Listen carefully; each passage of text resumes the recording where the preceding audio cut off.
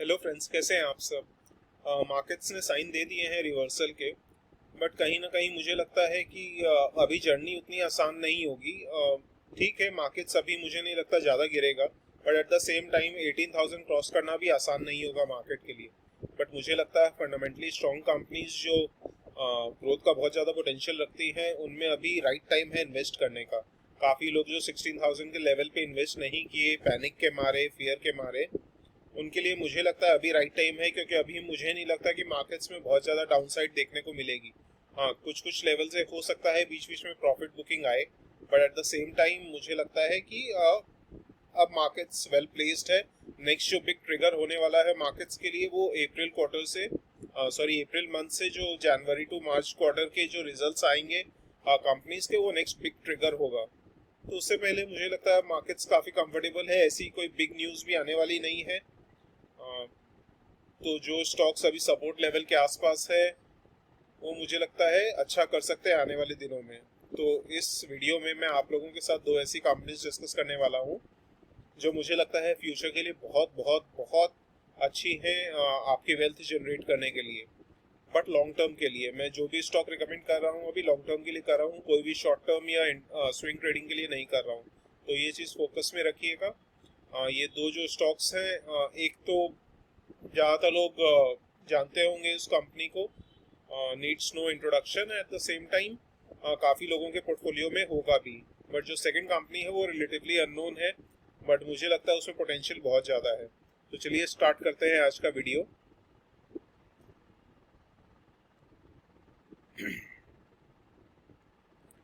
तो पहली जो कंपनी है उससे मोस्टली सब अवेयर होंगे, बोरोसिल रिन्यूएबल। काफ़ी लोग इन्वेस्टेड भी होंगे। बट जिन लोगों ने इन्वेस्ट नहीं किया है, मुझे लगता है अभी राइट टाइम है फ्यूचर में इन्वेस्ट करने का। क्योंकि मुझे लगता है ये कंपनी फ्यूचर के लिए, और इनफैक्ट रिन्यूएबल सेक्टर में नंबर वन कंपनी है, जैसा आप लोग सब जानते हैं।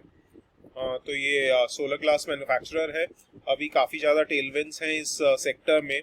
फॉर एग्जांपल पावर की डिमांड्स बहुत ज़्यादा बढ़ रही है। जैसे जैसे समझ में आ रहा है कि ऑयल वगैरह के ऊपर रिलायंस कम होने वाली है। Eight the same time electric vehicles ले लो या कोई भी चीज़ ले लो, इलेक्ट्रॉनिक आइटम्स ले लो, हर चीज़ में पावर की डिमांड हो रही है। तो उस हिसाब से जो बोरोसिल रिन्यूएबल जो सोलर पावर के ऊपर फोकस करता है, सोलर ग्लास बनाता है, उसकी डिमांड मुझे लगता है बहुत ज़्यादा रहने वाली है। Eight the same time government का भी बहुत ज़्यादा सपोर्ट मिलने वाला है। गवर्नमेंट ने जो नेट जीरो एमिशंस का टारगेट रखा है 2070 के लिए, तो उसके लिए धीरे धीरे काम करना स्टार्ट करना पड़ेगा।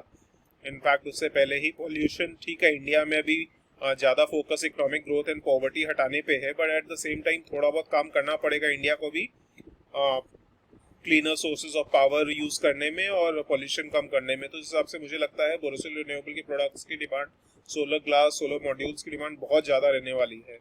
और इनफैक्ट जितने भी आर्टिकल्स पढ़े हैं मैंने, इसमें साफ लिखा है कि कोई भी डिमांड की कमी नहीं है। But at the same time main जो फोकस हो गया कि कंपनी अपने आप को कितना एक्सपैंड कर सकती है, अपनी कैपेसिटी कितनी ग्रो कर सकती है डिमांड पूरी करने के लिए।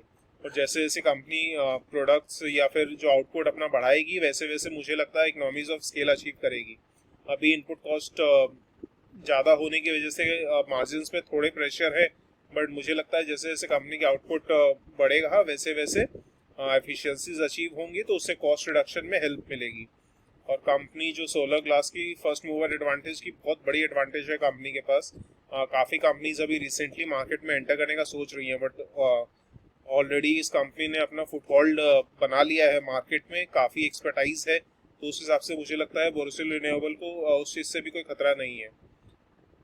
तो रिस्क देख लेते हैं। जैसे मैंने कहा कि अभी काफ़ी और कंपनीज धीरे धीरे सोलर ग्लास मैन्युफैक्चरिंग में एंटर करने का कोशिश कर रही हैं। जैसे फॉर एग्जांपल असाई है, ये एक जापानीज इसकी पेरेंट कंपनी है। ये अभी काफ़ी फोकस कर रही है सोलर ग्लास बनाने में।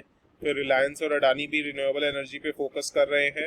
एट द सेम टाइम जो चीपर इंपोर्ट्स फ्रॉम चाइना है, वो एक बड़ा कंसर्न है। बट मुझे लगता है लॉबिंग एफर्ट काफ़ी अच्छा रहा है बोरोसिल रिन्यूएबल की वजह से, जिसकी वजह से इंपोर्ट्स के ऊपर टैरिफ वगैरह इम्पोज हुआ है या हो सकता है। एट द सेम टाइम जो फ्राइट कॉस्ट है, जैसे फॉर एग्जांपल कंटेनर शॉर्टेजेस रहे हैं, कंटेनर के जो टैरिफ इंक्रीज हो रहे हैं, उस हिसाब से इंपोर्ट्स में इंपोर्ट करने में ऑब्वियसली लॉन्ग डिस्टेंस ट्रैवल करना पड़ेगा, जिससे फ्राइट का कॉस्ट जो बढ़ गया है, उससे बोरोसिल रिन्यूएबल को हेल्प मिलेगी। क्योंकि इंपोर्ट्स उतने, जो इंपोर्ट्स के एडवांटेज है प्राइस एडवांटेज वो उतनी नहीं रहेगी। हाँ, एक राइजिंग इनपुट कॉस्ट एक फैक्टर है, बट क्योंकि मुझे लगता है डिमांड इतनी रहने वाली है तो कंपनी धीरे धीरे आई थिंक जो राइज इन कॉस्ट है वो प्राइस इंक्रीज के थ्रू पास ऑन कर पाएगी अपने कस्टमर्स को। तो चलिए शेयर होल्डिंग देखते हैं। शेयर होल्डिंग आप देखिए प्रोमोटर्स की हल्की फुल्की कम हो रही है, बट ऑलमोस्ट सेम लेवल पे है, तो इतना ज़्यादा कंसर्निंग नहीं है। 61.89 दिसंबर 2020 के क्वार्टर में थी, जो दिसंबर 2021 में 61.73 हो गई है, तो कोई खास फर्क नहीं पड़ा है। DIIs ने अपनी होल्डिंग कम की है, तो मे बी प्रॉफिट बुकिंग हो, क्योंकि लास्ट 1 ईयर में कंपनी ने काफ़ी अच्छा रिटर्न्स दिया है, तो ये थोड़ा सा कंसर्निंग हो जाता है। FIIs ने भी रेगुलरली अपनी होल्डिंग्स कम की थी, बट दिसंबर क्वार्टर में हल्की फुल्की होल्डिंग इंक्रीज हुई है। आप जैसा आप देख सकते हैं सितंबर 2021 में 5.03 से 5.44% हो गई है, तो ये कहीं ना कहीं हल्का फुल्का पॉजिटिव हो जाता है। उसके बाद फाइनेंशियल्स देखते हैं। कंपनी सिर्फ 7800 करोड़ की कंपनी है, तो उस हिसाब से कंपनी में पोटेंशियल बहुत ज़्यादा है। स्मॉल कैप है कंपनी।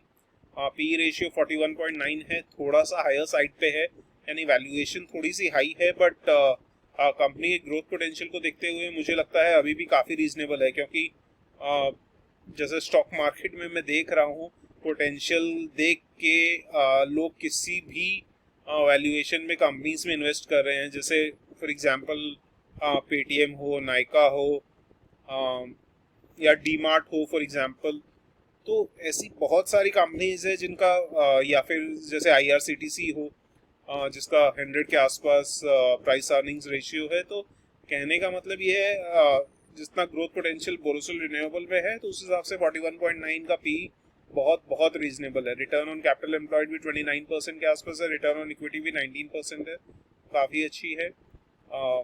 तो मुझे लगता है फाइनेंशियल्स ओवरऑल काफ़ी अच्छे हैं कंपनी के। चलिए क्वार्टरली रिजल्ट्स देखते हैं। आप देखिए मार्च 2019 में 62 करोड़ की सेल्स थी, जो बढ़ते बढ़ते बढ़ते बढ़ते 169 करोड़ की हो गई दिसंबर 2021 में, यानी ऑलमोस्ट 2 years 9 months में 3 times तो नहीं, 3 times से थोड़ा सा कम सेल्स इंक्रीज हुई है। नेट प्रॉफिट तो ऑलमोस्ट 10 times हो गया है, 4 करोड़ से लेके 46 करोड़ हो गए हैं। EPS भी ऑलमोस्ट 9 times हो गया है, तो ये कहीं ना कहीं बहुत रैपिडली ग्रो कर रही है कंपनी। बैलेंस शीट के ऊपर फोकस करें तो रिजर्व्स आप देख सकते हैं रेगुलरली इंक्रीज हो रहे हैं कंपनी के। हालांकि ये बीच में जो Borosil renewable and Borosil glass का जो डीमर्जर हुआ था उसकी वजह से यहाँ कुछ कम हुए हैं रिजर्व्स, क्योंकि आई थिंक डीमर्जर में रिजर्व्स कम मिले होंगे कंपनी के ऑब्वियसली। बट उसके बाद आप देखिए मुझे लगता है कंपनी और बोरोइंग्स जो है सिर्फ 71 करोड़ की है कंपेयर टू इक्विटी जो ऑलमोस्ट 700 करोड़ के आसपास है, तो बोरोइंग्स ऑलमोस्ट नील के बराबर है या बहुत कम है। उसके बाद अदर लाइबिलिटीज़ यानी मोस्टली जो करंट लाइबिलिटीज़ हैं वो 96 करोड़ के, उसके कंपैरिजन में जो करंट एसेट्स हैं वो 262 करोड़ के हैं। तो कंपनी की लिक्विडिटी प्रॉब्लम भी कोई नहीं होने वाली है, क्योंकि करंट एसेट्स बहुत ज़्यादा है कंपेयर टू करंट लाइबिलिटीज़। उसके बाद फोकस करते हैं ये चार्ट के ऊपर। जैसा आप देख सकते हैं ये काफ़ी टाइम से कंसोलिडेट कर रहा है। इनफैक्ट 700 समथिंग का इसने हाई बनाया था, 2 वीक हाई। उसके बाद से ही कंपनी थोड़ा सा प्रेशर में थी। अभी इसका प्राइस ऑलमोस्ट 600 के आसपास चल रहा है, और इसमें इस चार्ट में मैंने एक्सपोनेंशियल मूविंग एवरेज इंडिकेटर लिया है। इसमें 9 day, 20 day, 50 day, 100 day and 200 day लिया है। एक्सपोनेंशियल मूविंग एवरेज मुझे ज़्यादा पसंद है compare to simple moving average, क्योंकि एक्सपोनेंशियल मूविंग एवरेज जो है वो रिसेंट प्राइस मूवमेंट के ऊपर ज़्यादा फोकस करता है कंपेयर टू हिस्टोरिक, मतलब जो पहले के हैं उससे उसको कम वेटेज देता है, और जो अभी रिसेंट प्राइस है उसको ज़्यादा वेटेज देता है। तो आप देख सकते हैं इसमें ऑलमोस्ट 9 डे, 20 डे, 50 डे और ऑलमोस्ट 100 डे तो चलो थोड़ा सा नीचे है, but 9 day, 20 day and 50 day exponential moving average almost converge कर गया है अभी के प्राइस पे। तो कहीं ना कहीं मुझे लगता है इस प्राइस पे बहुत स्ट्रॉन्ग सपोर्ट है बोरोसिल रिन्यूएबल के पास। हालांकि मैं टेक्निकल्स पे इतना फोकस नहीं करता हूँ, लेकिन क्योंकि अब मार्केट्स में अभी फिलहाल के लिए ऐसी कोई बड़ी न्यूज़ आने वाली नहीं है, तो टेक्निकल्स यहाँ थोड़े से इंपॉर्टेंट हो जाते हैं। तो इस सपोर्ट लेवल से मुझे लगता है अब कंपनी ज़्यादा नहीं गिरनी चाहिए। यहाँ से कंपनी मेरे हिसाब से अच्छा परफॉर्म करेगी आने वाले दिनों में। तो मुझे लगता है ये राइट टाइम है एंट्री लेने के लिए बाय ऑन डिप्स की स्ट्रैटेजी लगा के आप धीरे धीरे बोरोसिल रिन्यूएबल फ्यूचर के लिए एक्यूमुलेट कर सकते हैं। फ्यूचर में बहुत अच्छा पोटेंशियल है कंपनी में। चलिए नेक्स्ट जो कंपनी है जो मैं बात करने वाला हूँ, इसको काफ़ी लोग नहीं जानते होंगे, एक्सेल इंडस्ट्रीज। ये पाइनियर्स है इंडिजिनस केमिकल टेक्नोलॉजी, और सबसे ज़्यादा फोकस जो अभी इसका रिसेंट में है वो वेस्ट मैनेजमेंट के ऊपर है। जो अर्बन वेस्ट मैनेजमेंट है या फिर जो ऑर्गेनिक का जो वेस्ट निकलती है उसको कंपोस्ट में कन्वर्ट करने के लिए कंपनी काफ़ी प्रोडक्ट्स निकाल रही है। एनवायरनमेंट के ऊपर एंड बायोटेक्नोलॉजी के ऊपर काफ़ी फोकस है। केमिकल्स में है कंपनी, स्पेशलिटी केमिकल्स में है, और एपीआईज यानी एक्टिव फार्मास्यूटिकल इंग्रेडिएंट्स भी बना रही है, और वेटरनरी एपीआईज यानी जो एनिमल्स के एपीआई, एनिमल्स जो मेडिसिन, एनिमल्स की जो मेडिसिन होती है उसके लिए जो एपीआईज होती है वो भी कंपनी मैन्युफैक्चर कर रही है। जैसे मैंने कहा इसका ऑर्गेनिक वेस्ट कन्वर्टर है, पेटेंटेड है। तो ये, और स्पेसिफिकली जैसा आप जानते हैं अभी चाइना में बहुत ज़्यादा केमिकल इंडस्ट्री के ऊपर फोकस था। चाइना पॉल्यूशन वगैरह कंट्रोल करने के लिए, क्योंकि एनवायरनमेंट काफ़ी हार्म हो रहा था, तो केमिकल इंडस्ट्री को काफ़ी प्रेशर में थी। तो कहीं ना कहीं मुझे लगता है आने वाले दिनों में भी, अभी नहीं लेकिन कुछ सालों बाद इंडिया में भी ये जो एनवायरनमेंट के ऊपर जो फोकस है वो बना रहेगा या बनेगा, और क्योंकि ज़्यादा पॉल्यूशन ना करे कंपनीज, तो उस हिसाब से मुझे लगता है एक्सेल इंडस्ट्रीज बहुत अच्छी रहेगी, क्योंकि ऑलरेडी अभी एनवायरनमेंट के लिए बहुत ज़्यादा फोकस कर रही है। तो ये ट्राई कर रही है, इनफैक्ट जहाँ तक है ये जीरो एमिशंस अपना टारगेट पूरा कर लेगी, या may be negative emissions, negative net emissions हो जाए, जिसका मतलब है ये एनवायरनमेंट में पॉल्यूशन ऐड करने के बजाय एनवायरनमेंट से पॉल्यूशन कम करेगी। तो उस हिसाब से मुझे लगता है एक्सेल इंडस्ट्रीज फ्यूचर के लिए बहुत बहुत अच्छी है, और ये जिस भी सेक्टर में काम कर रही है उस सब की डिमांड फ्यूचर में रहने वाली है। जैसे फॉर एग्जांपल फॉस्फोरस डेरिवेटिव्स, इन सब की डिमांड मैंने देखी थी, फ्यूचर बहुत अच्छा लग रहा है, और डिमांड आने वाले दिनों में काफ़ी अच्छी रहने वाली है। फाइनेंशियल्स देखते हैं, सिर्फ 2000 करोड़ का मार्केट कैप है, तो ये काफ़ी स्मॉल कैप है। ये कहीं ना कहीं रिस्क भी हो जाता है, but at the same time opportunity भी हो जाती है, क्योंकि काफ़ी स्मॉल स्केल है तो ग्रोथ पोटेंशियल बहुत ज़्यादा है। Return on capital employed, return on equity थोड़ी सी लोअर साइड पे है, बट मुझे लगता है कंपनी जैसे जैसे ग्रो करेगी उस हिसाब से, और कॉस्ट कंट्रोल में आएंगे, क्योंकि इकोनॉमीज ऑफ स्केल वगैरह की वजह से मुझे लगता है return on equity and return on capital employed बढ़ेंगे। एंड स्टॉक पी देखिए आप सिर्फ 15 का है, तो ये एक बहुत बड़ा पॉजिटिव फैक्टर है, यानी कंपनी बहुत बहुत रीजनेबली वैल्यूड है। और एक चीज़ और फोकस कर सकते हैं, बुक वैल्यू इसकी देखिए आप 826 की है, जबकि करंट प्राइस 1641 का है, यानी almost market value to book का रेशियो ऑलमोस्ट 2:1 का है। तो ये काफ़ी पॉजिटिव हो जाता है। अदरवाइज काफ़ी ऐसी कंपनीज भी है जो 4 टाइम्स 5 टाइम्स या may be 10 times book value के ऊपर ट्रेड करती हैं। क्वार्टरली रिजल्ट्स देखते हैं, मार्च 2019 में 195 करोड़ की सेल्स थी, जो बढ़ते बढ़ते बीच में यहाँ पे इस पॉइंट पे काफ़ी प्रेशर रहा, बट अभी रिसेंट लास्ट 4-5 क्वार्टर से आप देखिए रेगुलरली सेल्स इंक्रीज हो रही है। तो इनफैक्ट दिसंबर क्वार्टर में तो काफ़ी अच्छा परफॉर्मेंस दिया है कंपनी ने, तो ये पॉजिटिव हो जाता है। ओवरऑल रिजल्ट्स उतने अच्छे नहीं थे लास्ट 1 to 2 ईयर्स में, बट रिसेंट कुछ क्वार्टर्स में कंपनी अच्छा परफॉर्म कर रही है। दिसंबर क्वार्टर में आप देखिए अचानक से 4 to 5 टाइम्स हो गया है इसका ईपीएस एंड नेट प्रॉफिट, तो ये काफ़ी पॉजिटिव हो जाता है। तो ये कंपनी मुझे फ्यूचर के लिए बहुत अच्छी लगती है, तो उस आपके ऊपर आप फोकस कर सकते हैं। बैलेंस शीट आप देखिए, रिजर्व्स कंटिन्यूसली इंक्रीज हो रहे हैं from 97 crore to more than 1000 crore, and borrowings almost nil के बराबर, तो ऑलमोस्ट जीरो डेट कंपनी लग रही है।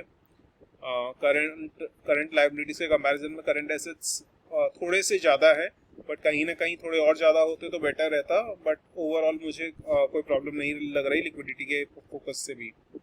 शेयर होल्डिंग पैटर्न देखते हैं, ऑलमोस्ट सेम ही है, थोड़ा बहुत कम हुआ है हल्का फुल्का अभी रिसेंट में, बट उतना कोई फैक्टर नहीं है। एफआईआईज अभी क्योंकि बहुत ज़्यादा स्मॉल कैप है, तो जो बहुत ज़्यादा एफआईआईज की भी होल्डिंग नहीं है, डीआईआईज की भी डिसेंट होल्डिंग है, तो कोई प्रॉब्लम नहीं लग रही। एचडीएफसी सिक्योरिटीज़ ने भी अभी रिसेंटली इसको कवर किया है, 1800 का टारगेट दिया है। अभी जो इसका करंट प्राइस है वो 1640 चल रहा है। मुझे लगता है ये बहुत, जैसा आप देख सकते हैं ये कंटिन्यूसली अप ट्रेंड में है last almost, in fact recent 1 to 2 month से ज़्यादा ये ग्रो कर रही है कंपनी, एंड मुझे लगता है अभी अप ट्रेंड कंटिन्यू होने वाला है। आप देखिए ईएमए जो है एक्सपोनेंशियल मूविंग एवरेज, उससे भी तो जैसा आप देख सकते हैं जो इसका एक्सपोनेंशियल मूविंग एवरेज है उससे कंपनी ऊपर चल रही है। बट अगर आप एक्सपोनेंशियल मूविंग एवरेज जो 9 डे का है उसको कंसिडर करेंगे तो वो अराउंड 1580 1590 के आसपास बन रहा है। तो कहीं ना कहीं अगर आपको 1600 के आसपास मिले या 1590 के आसपास मिले तो ये कंपनी बहुत अच्छा रहेगा आपको लॉन्ग टर्म में ऐड करने के लिए। मुझे लगता है इस कंपनी में बहुत पोटेंशियल है जो फ्यूचर में बहुत बहुत अच्छा रिटर्न्स दे सकती है। और क्योंकि बहुत ज़्यादा स्मॉल स्केल है जो सेक्टर में काम कर रही है, स्पेसिफिकली जो फ्यूचरिस्टिक इसका आउटलुक है वो कंपनी का मुझे बहुत अच्छा लग रहा है। तो चलिए, अगर आपको वीडियो पसंद आया तो please do like share and subscribe. And ये डिस्क्लेमर कि ये कोई भी बाइंग एंड सेलिंग रिकमेंडेशन नहीं था। आप लोग प्लीज़ अपना रिसर्च करिए किसी भी इन्वेस्टमेंट डिसीजन लेने से पहले। चलिए इसी बात पे ये वीडियो एंड करते हैं। See you in the next video. Thank you.